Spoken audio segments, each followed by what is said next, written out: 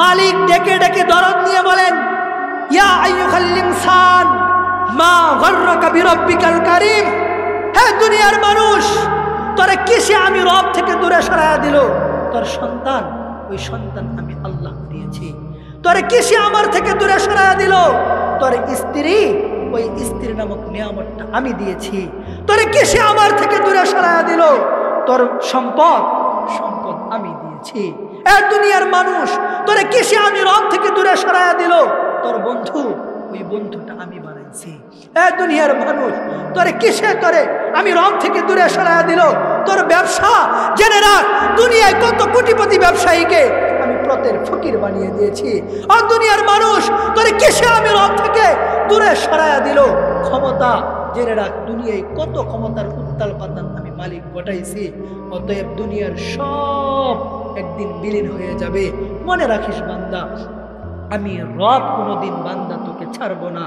এই জন্য তোরে ডাকি, আমি ফজরে ডাকি, জহুরে ডাকি, আসরে ডাকি, মাগরিবে ডাকি, এশায় ডাকি। ফজরেও আসলি না, জহুরেও আসলি না, আসরেও আসলি না, মাগরিবেও আসলি না, এশায়ও আসলি না। আমি আবার ফজর পর্যন্ত অপেক্ষা করি না। রাত্রি যখন গভীর হয়ে যায়, মালিক প্রথম আসমানে নেমে আসে, নেমে এসে ডাকতে থাকে, এ বান্দা কার কি চাওয়ার? কে আছো গুনাহগার? কে আছো রিজিকের অভাবী?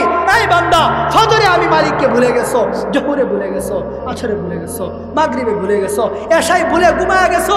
আমি তোমার জন্য ফজর পর্যন্ত অপেক্ষা করি নাই। আমি মালিক তোকে ডাকছি।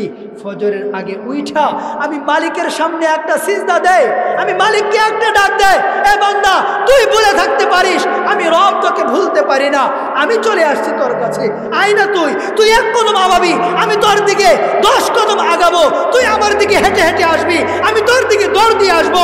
তুই জীবনে যতই গুনাহ করেছো, 50 বছর, 60 বছর, 70 বছর, 80 বছর আমার নাফরমান ছিলি, নো ম্যাটার, কিচ্ছু যায় আসে না। 80 বছরের গুনাহ নিয়ে আমি মালিককে একটা ডাক দে, এক ডাকে তোর 80 বছরের গুনাহ আমি